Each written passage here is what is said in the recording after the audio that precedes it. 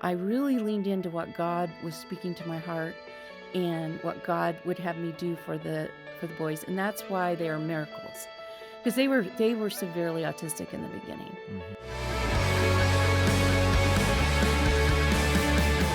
Welcome to the Focus on the Family broadcast, helping families thrive.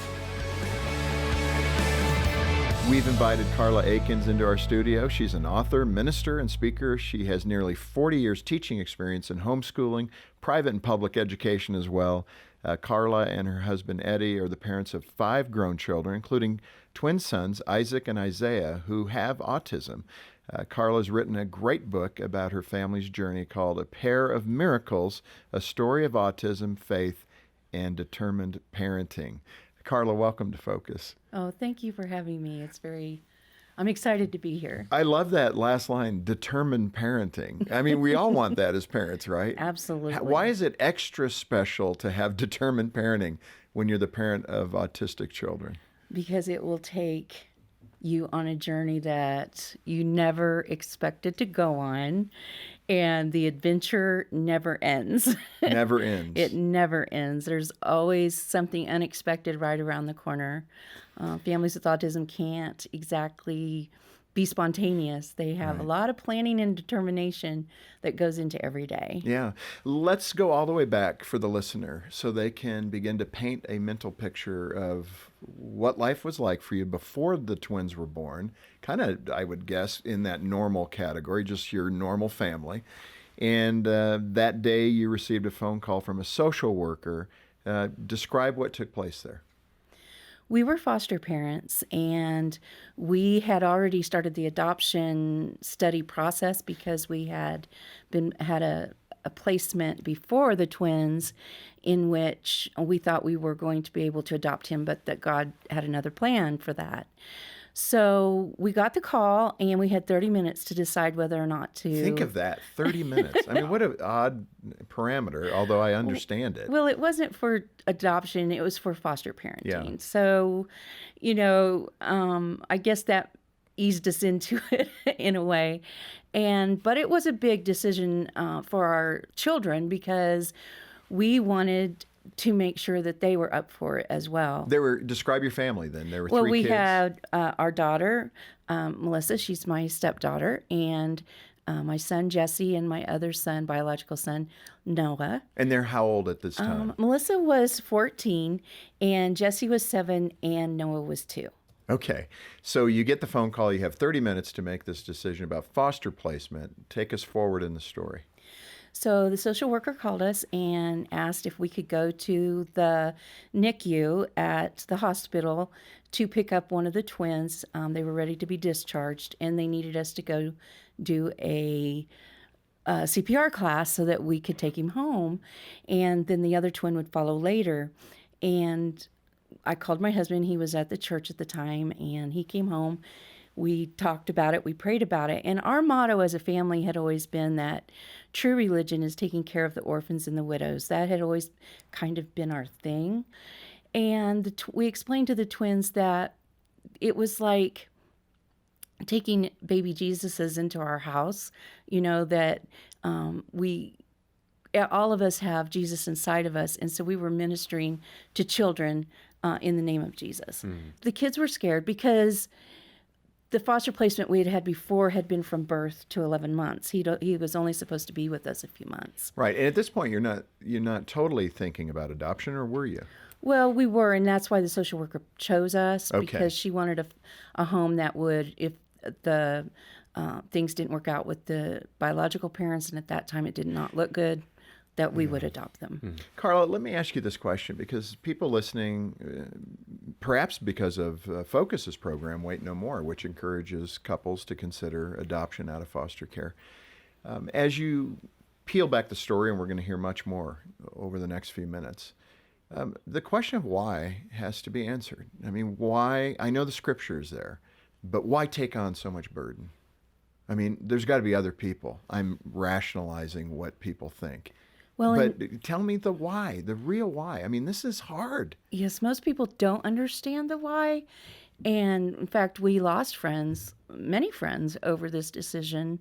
Christian friends. Why would you lose friends? Because they felt we already had a ministry as ministers, and then I'm a singer, and they wanted, they just had other plans for me, but they're not God. I had to follow Oh, God's man. calling. God's the one that called me to this. And I was abandoned at birth by my mother. I was raised by my dad. And I don't know, God just put that desire in my heart to help children who needed a mom. I mean, so your passion is born out of your pain. I mean, that is a Absolutely. typical situation. You move us forward now. The boys come home. There is some behavioral things you're noticing. Describe that for the parent that may not know. What do those symptoms look like for the autistic child? I noticed right away, and I must add that the twins also have fetal alcohol syndrome. But I noticed right away that they just didn't cuddle in. They didn't a baby usually will just kind of relax and sigh into you when they're getting their bottle or whatever. And they didn't calm. They would scream 24/7. And this went on for several years. Yeah. I didn't know about autism at that time. I knew something was wrong. Doctors just told me I wasn't spending enough one-on-one time with them.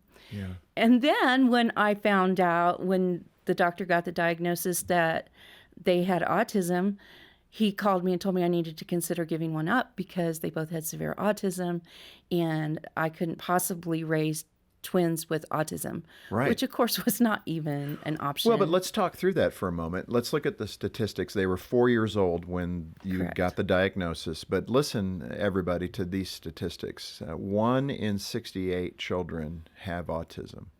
And for boys, it's 1 in 42 if you just look Right. at boys. And I think the CDC just put out new statistics on that. So the point is it affects a lot of families. It is. It's affecting more and more families, public schools. I'm a public school teacher.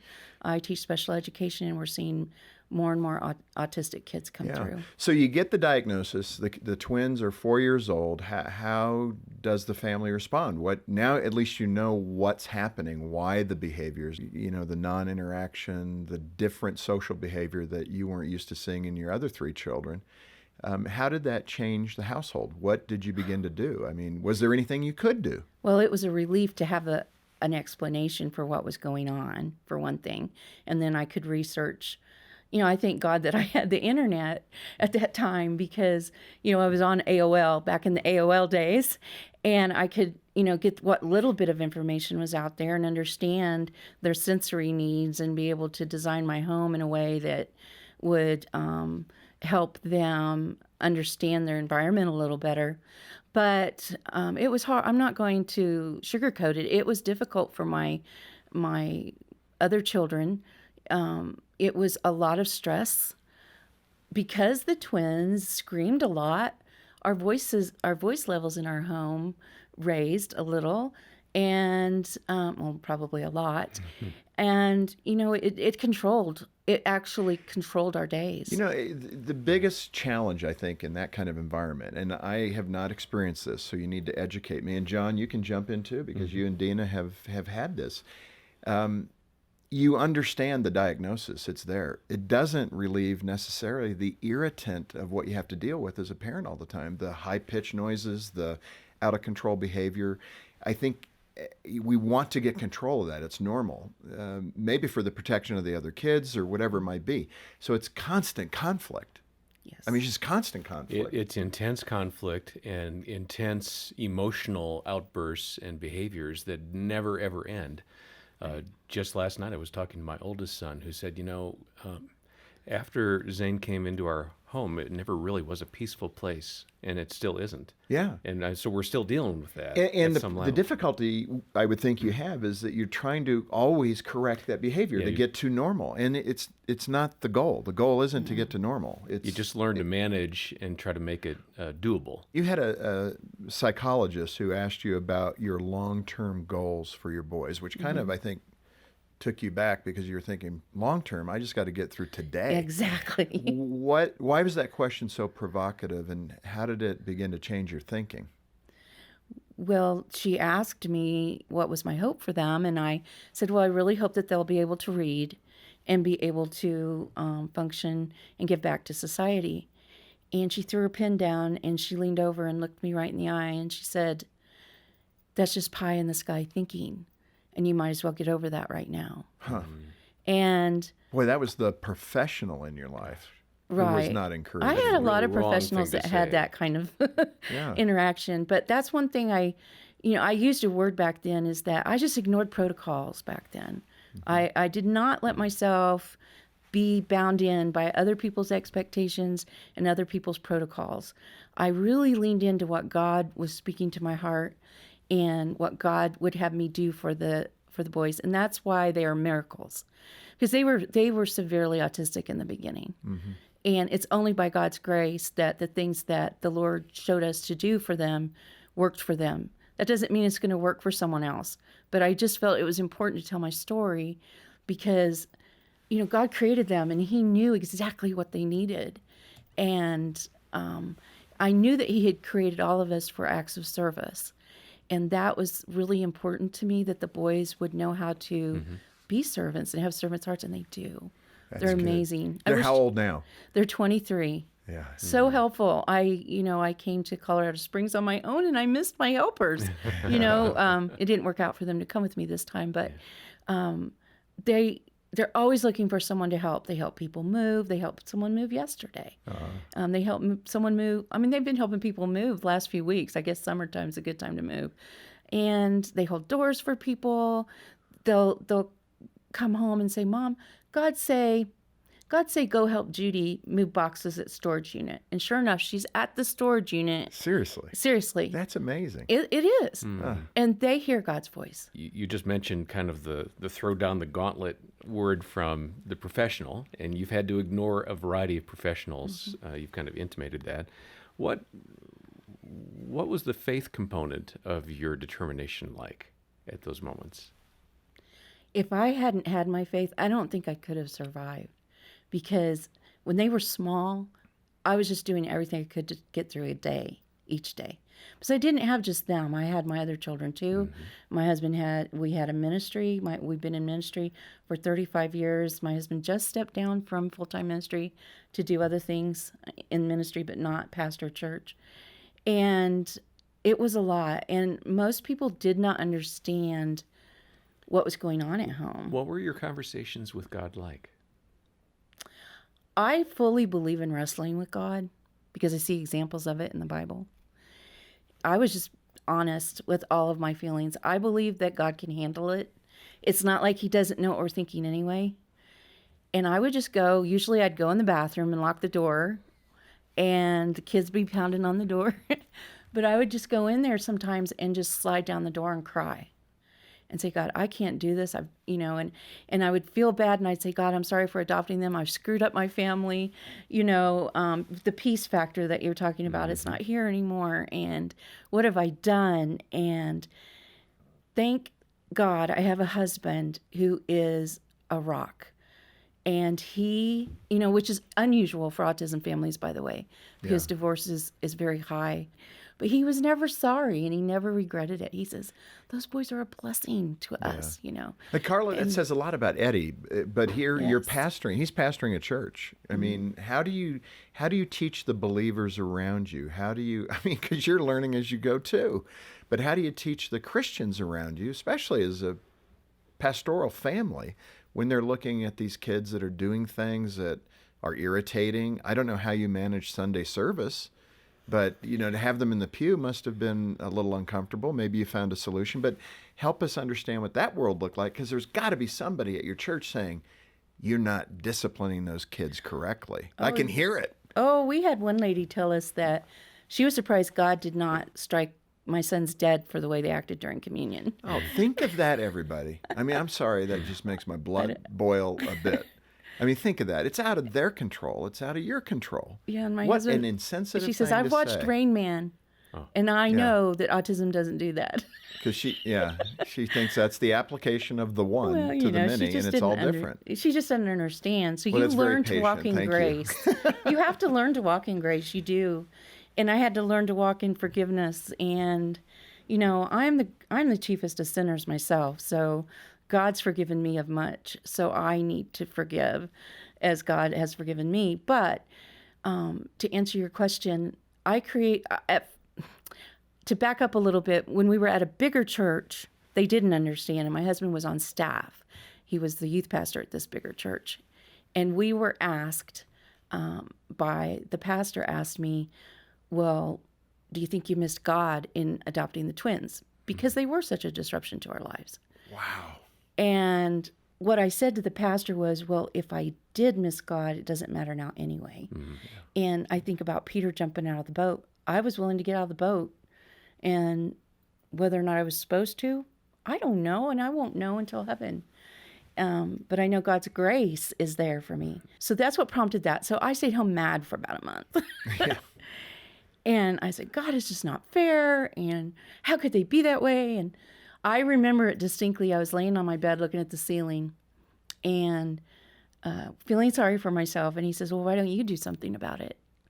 I'm like, why should I do something about it? I'm already working hard. I'm already, trying do to do everything I can do. But it prompted me to start a program called PALS, and that's an acronym for People Assisting Little Souls.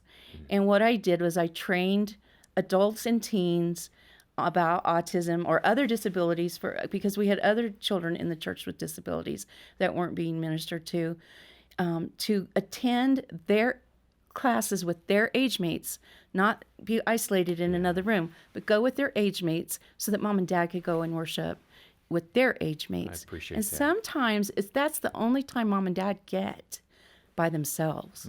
I mean, to this day, because the twins still live with us, sometimes the only time my husband and I get alone is we sit in the car in the driveway and eat popcorn and talk. That's our date. Yeah. Because the logistics of trying to find childcare where we live, because we live so rural, it's very difficult. And again, Karla, the point here is we're all learning together. Absolutely. I mean, these are things that are fairly new that medical science has revealed to us that it's not under their control. And there are things that we need to do to adapt to them and their environment and what they see, feel, and experience, which is much different from the child who has these capabilities to be socially appropriate. And they don't oftentimes, and that's part of the issue. The twins today, how are they doing? I know they're 23, but are they in a good place? And I think the bigger next question is really spiritually seeing God work in their lives and seeing them connect with God. Because again, distant people will look at that and say, like your psychologist throwing the pen down saying that's pie in the sky. When you talk about a relationship with Christ, I could see somebody saying that's not going to happen. Describe all of that, if I could And ask actually, you there's to. been books written about how people with autism can't be spiritual, but that has not been true for us at all. In fact, working with people with special needs, I've met spiritual giants. And one thing I try to remind people is that their spirits is every bit as healthy as yours and mine. Their spirits aren't damaged. They're perfect, just as God created them to be in Jesus. And they accepted Christ on their own. We did not. It was their idea to get baptized. And they talk to God all the time. And it's kind of funny, though, because sometimes if they want something, they'll say, I think God's telling me I need a cookie. Well, I wouldn't necessarily say that's not God. You got to be open, right? Yeah, I would give a that's right. healthy amen to that. But they do have an inner dialogue with the Lord, and they do listen for his voice. And Well, to say, I think someone needs me to help them move, and you go, and she's moving, that's pretty insightful. well, and I share a story, I think, in my book about how we were on a road trip. We drove they're wonderful travelers, and we rode from Northeast Indiana all the way over to the state of Washington, and we had a tire blow. And the car didn't move. I mean, it just did not move. All of a sudden, we just felt a wobble. And Isaiah said, Mom, I see Angel push our car and hold it still. I'm not going to argue. Right. How do I know he didn't see Boy, an there's angel? a statement. Karla, I need to ask this question. What advice do you have for that mom who's feeling that battlefield, adrenaline, that stress? What would you say to her to begin to find a spot where she can get some relief if she's got a child with autism or a child with special needs, or maybe two, like you? Right. I wish I had done more self-care. I didn't know how important self-care was back then. And What would that look like if you that could looked redo like it? for me, I should have widened my network of support, had been more willing to admit I can't do this by myself. I need help. That's a hard thing for a self-reliant mom to admit. Yes. I should have taken more time to just go to a bookstore, or, Take time for yourself. take time to go to the store by myself. Right. Take more bubble baths, get manicures, get pedicures. I just didn't believe in it that I needed to, because I felt like my children came first. But you can't take care of your children effectively if you don't take care of yourself. Yeah. And I'm much better at self-care now than I used to be. I'm still not great at it, but I'm learning that I need that restorative rest. Sometimes we think we're resting, but we're not restoring. Yeah. It's not restorative rest. So you created the ministry to also help churches to understand how to do this. What typically are you encouraging churches to do to be aware of special needs children in the congregation and their parents, and what they can do to bring that kind of relief around them to allow self-care and all the other good things that come from help? I think it would be great if a church could offer date nights for parents. With this situation. With this situation, provide a night for childcare. Yeah. Provide childcare for a couple of hours for those parents to get. My husband and I rarely had conversations that we could finish. I mean, our conversations were constantly interrupted. Yeah. And to this day, we kind of communicate that way because it became such a habit. Yeah. That we'll start the conversation over here, and then at night when we're getting ready, we're both exhausted. We're like, oh, we didn't finish that conversation. So provide time for parents to get by themselves. Provide times for moms. Provide manicures. Provide, pampering opportunities. But best of all, provide a way for mom and dad to worship with their age mates, and provide a way for those children to worship with their age mates. And by, providing helpers, or what I call a pal, someone that's trained to shadow the child so that they can attend. And, for our boys, it looked like a pal would take them out of class when they would get overstimulated and just walk around the church or go play on the equipment, the playground equipment, or go get them a drink or something. Karla, this has been terrific. And you and Eddie, you've got the way to go star, and I hope you see it that way. That's by God's grace. You've done it. You said we will. And many couples would say, we won't. And that is out of the book of James. This is true religion, when you take care of the widow and the orphan. So thank you for stepping into the gap. Give Eddie a big hug. I will. And congratulate him as well, because it's not easy. And John and Dina, you've done that too. You opted in on adoption with a child who was not, completely normal. And I know it brings a lot of extra stuff that you have to do. And I just applaud both of you guys for being there for these kids. And hopefully, those little things where they're opening the door for someone. They're saying, Mom, did you see the angel there taking care of us as that flat tire went down? Those are beautiful moments to hang on to. And I know it can be discouraging at times.